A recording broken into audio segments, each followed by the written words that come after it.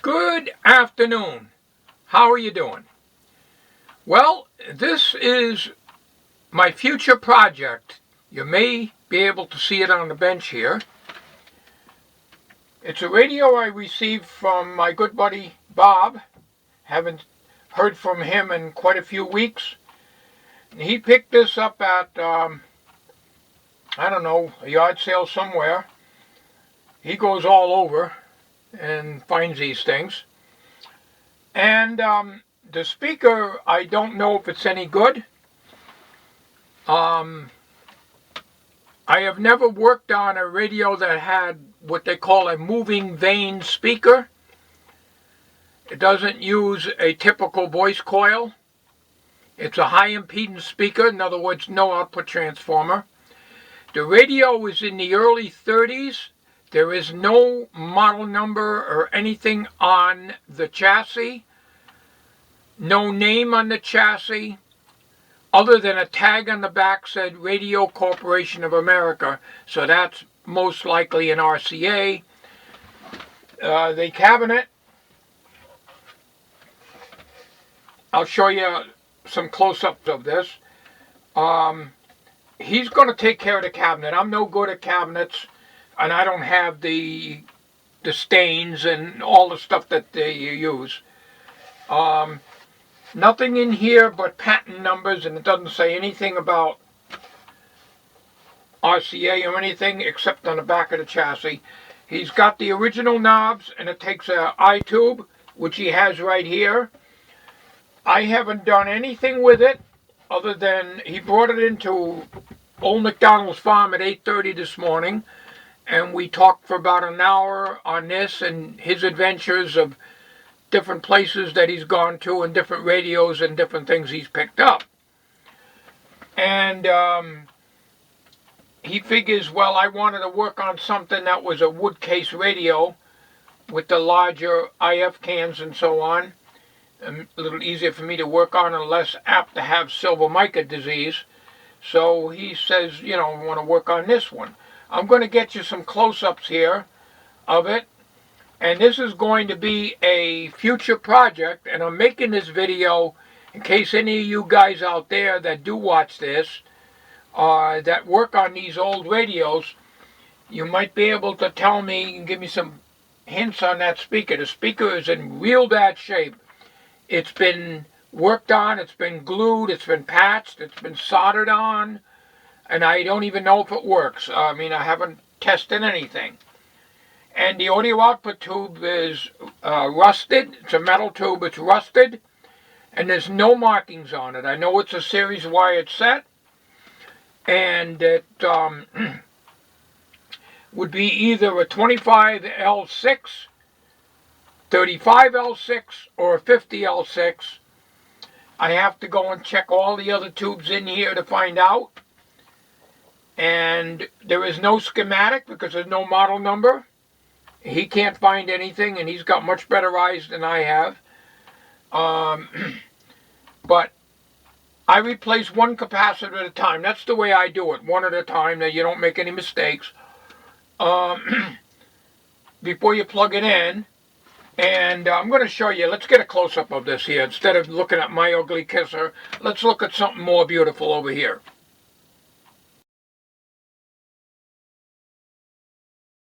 First of all, let's take a look at the cabinet. It's not all that bad, you know. I'll tell you what, somebody like Buzz 1151 there, he could make this look brand new. And that guy's an expert when it comes to cabinets. He may not like to hear it, but I'll tell you what, he does excellent, excellent work. But anyways, this is got the original plexiglass with a hole in the middle for the dial, and the original grill cloth. There's the holder for the I-tube up there. There's the patent numbers I was telling you about. Alright, you may or may not be able to see that, I don't know. But that's the only tag that's inside this radio. This is like cardboard here. It needs to be cleaned a little bit. The plexiglass, or whatever they used back then. I'm going to probably say this is early 30s. Definitely not out of the 30s. It's definitely at least early to probably mid 30s at the latest. And bottom.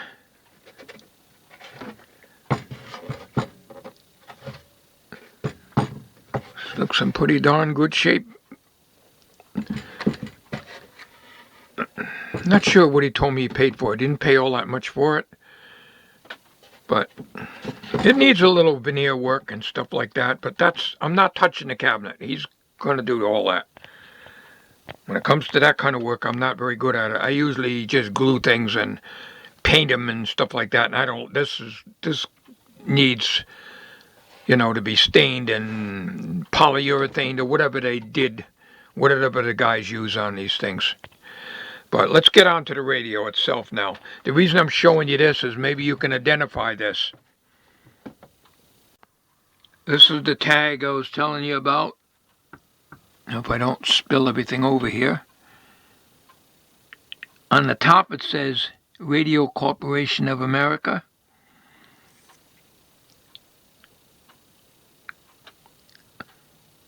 I think it says Radio Corporation of America. I did see that, but I don't remember what it said now. Again, I have a bad habit of not putting my glasses on when I'm using the camera. But anyways, it's a 2-gang tuning capacitor. I take it this is the oscillator coil here. And I don't see any IF cans in here. And they don't see any IF cans at all. Okay. Here's the dial.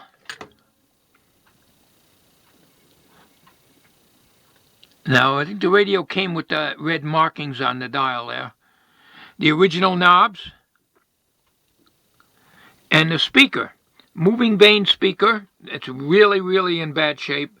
It's been repaired years ago. From what Bob told me, I think the guy he got this from is his dad or grandfather or something. We restored this radio and tried to fix the speaker. Moving vein speaker. This is the coil right in here. In that little tan area right there. In between here. That directly goes to the audio output tube. Now, down here, Bob pointed this out to me. See that little silver thing in there? That thing spins around. It's been soldered. I don't think it's supposed to spin around. Now, the only way I'm going to be able to spin that around for you is I got to take the light off and put a little something in there so I can't get my finger in there and show you. Oh, hang on a minute. Alright, I'm not sure if I'm doing this right. I got this camera on a very odd angle here. And I gotta get my glasses on. Okay, right in here.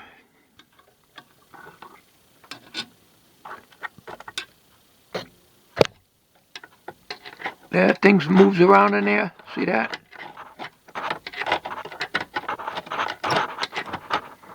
I'm sure that's not supposed to be. Bob pointed that out to me. And I agree. There's one of the wires here. So it's real bad shape. Okay, this is a top view. And you see these two wires here, that goes to the audio output tube.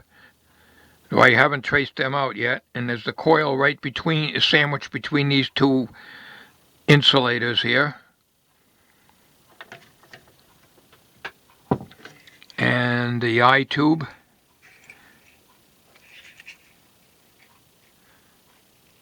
Which I can't read without an eye lope. But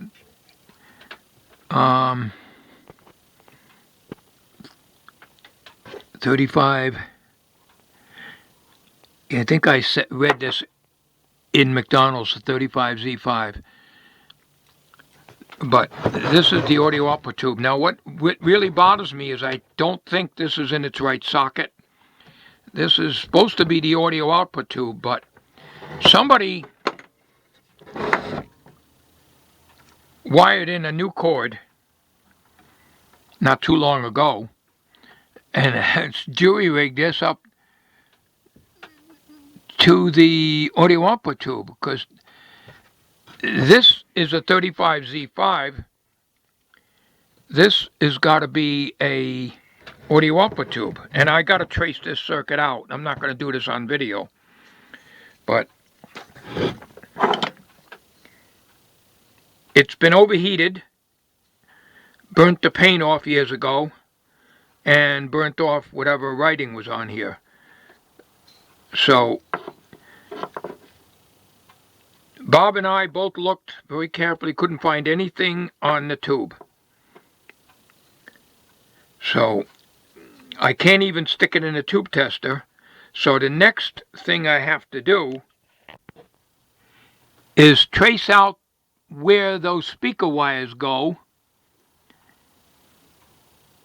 And there's a good possibility that the rectifier tube may go here and the output tube goes over here, and that could be what caused it to overheat. This here is an electrolytic, the silver one here, the long skinny one, and I'm sure that's not original. It's got a plus sign on it. You may not be able to see it from here, but here it is over here, I think. There's another one, and this is not original. Here is another coil. And I don't think, well, it could be IF, but that could be oscillator too, or the other one on top of the chassis could be oscillator. This has been changed, tacked in. Not much to it. Is another capacitor here, which is the tone control. You can see the switch there. And all that does is cut the highs. That's all the tone controls were on a lot of these AA5s. Here's another capacitor here. So what I have to do is to trace out the circuit. I have to, I'll literally either draw it on a piece of paper, the audio output circuit, and check it out with the speaker to find out if what tube is supposed to be in that socket. And this mess I got to take out and get rid of the cord. The cord is good, but it's not polarized. Both prongs are the same size. So it needs a polarized cord for safety. And there's a, it's upside down, but that's a condenser block, I believe, there. So like I say, there isn't very much to this radio. It's relatively easy to restore. And the coils are not too bad to get at. I see something down here. I hope that's... I'm not sure what that is. I hope that's not a wire. It could be. Okay, what I'm going to do now is get my magnifier and eyelope if I need it. And try to identify the tubes. This here is a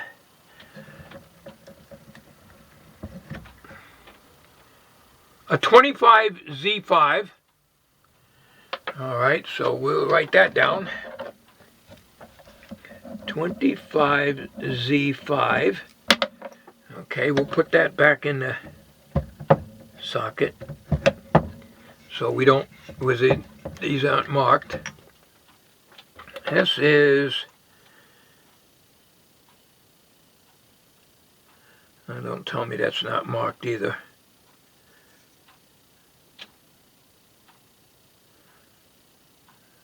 Oh yeah. A 43.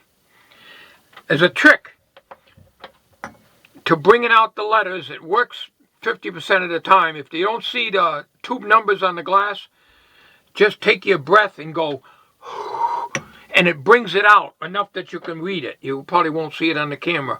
Right now, I can only see just a little bit of it. But when I take my breath and bring it up, it just comes right on there. You can see it. All right, so this is a 43. It sounds like an audio output tube. So if that's an audio output tube, not necessarily. I got to look in the tube manual. I could be wrong. Most likely am, because I'm thinking of a 45, which is an audio output tube, and now I can't get the pins. Okay. Now, here is a tube with a goat shield.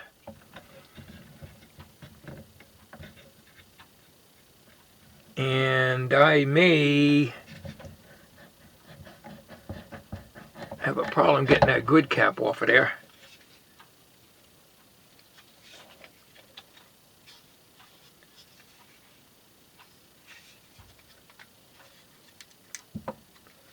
These goat shields are supposed to be very sharp, so you got to be careful with them.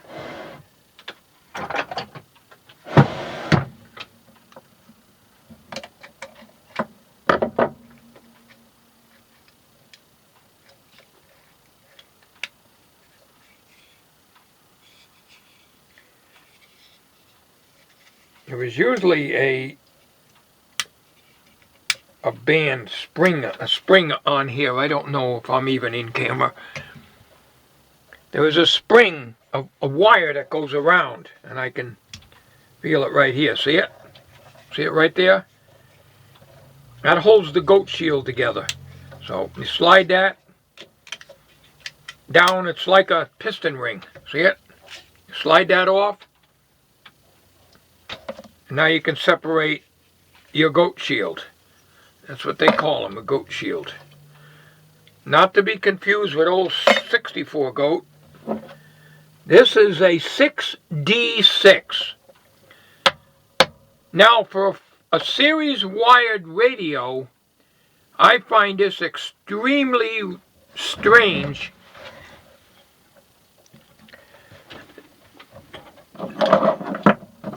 That there should be a 6D6 in a series string radio. Now let's look in here. 6D6 is what's marked on the socket. So that is correct. We're going to remove the tube, because I know that that goes in that socket. These, oh yeah, they're marked. Why didn't I notice that before? A 43 goes in there. Okay, you may or may not be able to see that. It's very hard for me to keep getting up and looking in the camera, viewfinder. So, let's pull this out. Make sure this is a 25Z5, okay. So that means these tube sockets are marked. This one isn't. The tube that I needed most, right here. Am I in camera? Don't look like it. The tube that I need the most to find out what it is not marked. Now what bothers me is they're using 6-volt tubes in this. I don't know about the 43. They're using 6-volt tubes in a series wired set. That I find very, very, very unusual. Let's pull this out.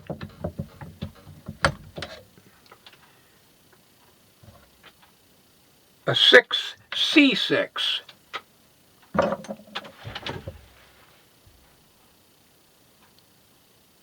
6C6.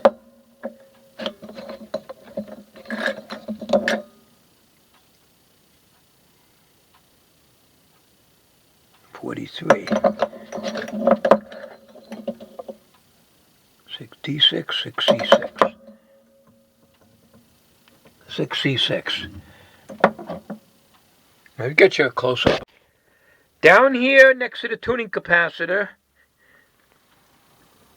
you can see the tube numbers on it. 6C6.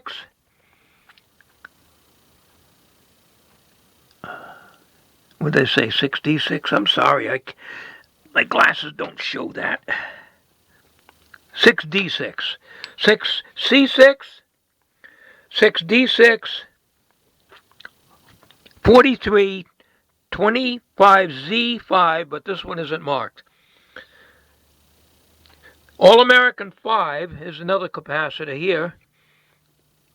And that's strange. As old as this radio is, these capacitors look newer than the age of the radio. But I'm going to say that this radio has got to be in the 30s.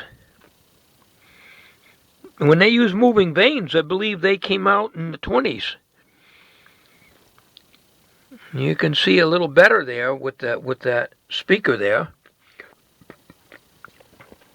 And that condenser block down here. Okay.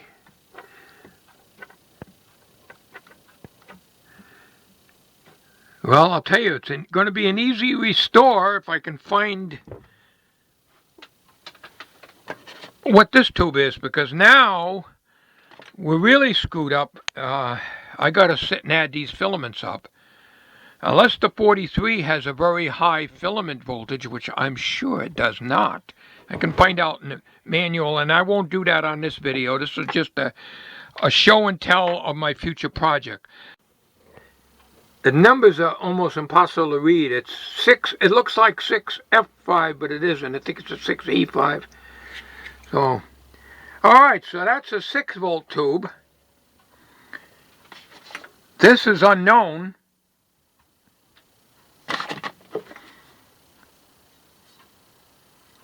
.6D6 is a 6-volt tube, of course. The 43, when steamed, you can read it, is a 6-volt tube. I'm 99.9% sure of that. And no, I'm not a bar of Ivy soap. 25Z5 is a 25-volt tube. So that's it. Cord's coming off. This is the antenna wire here. It's typical for these radios to have antenna wires like that. I find it very strange that a series wired set with these few tubes in it would use 6-volt tubes along with a 25-volt rectifier. And we don't know what this could also be a, here it is. This could be a 50L6, metal, of course. It could be anything. So, I don't want to lose this ring for this goat shield there. Alright, so this is going to be my project. Now, a lot of guys, and Buzz is one of them, that would clean these things, take them down on ultrasonic cleaner or whatever. I'm not going to do that kind of stuff. You know, I'm not going to. Look at all this I have to take off, you know. I'll clean it. And I'll try out my, matter of fact, I'm going to try it out right now off camera. This here air duster that I got at the outside flea market there earlier this summer. Matter of fact, it was spring when I picked this up. I got 3 cans of this, 2 in the shop and 1 in the house, and I've never used any of them yet. Contains a liquid, but I'll use that on that to clear that out and try to get that out of there. But I'm going to have to take it outside to do that, and if it's raining, I can't. Today is a nice 63 to 65 degree high temperature day. It's wet out there, but you can breathe. The humidity's down. It's cool. Well, I don't know about the humidity because it was raining, but it's so much better out there. I don't need the air conditioning. You probably noticed it's quieter in here, other than my ugly flapping gums. If anybody can identify this radio, and I think it's an RCA, but I could be wrong, and may even come up with a schematic, it would be helpful. I'd appreciate it. There's a lot of you guys out there that can come up with stuff on the internet that I have zero luck finding. So I'm going to take my tube manual off camera. I'm going to look up the voltages of the tubes I'm not sure of. This, I can probably put 6 volts on it, test it as a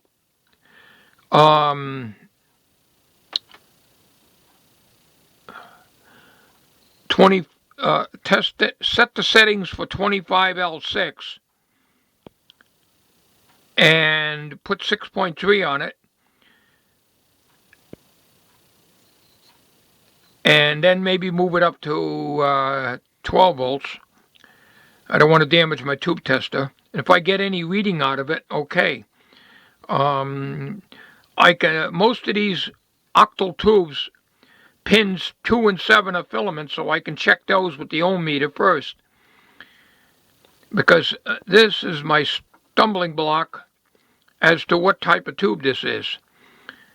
I doubt very highly it's a 6V6. I doubt it. Or a 6F6. But then again, it could be.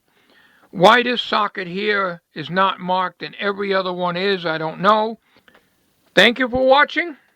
This will be a future project coming up to a computer near you very soon. Thank you for watching. Have a good weekend, everybody.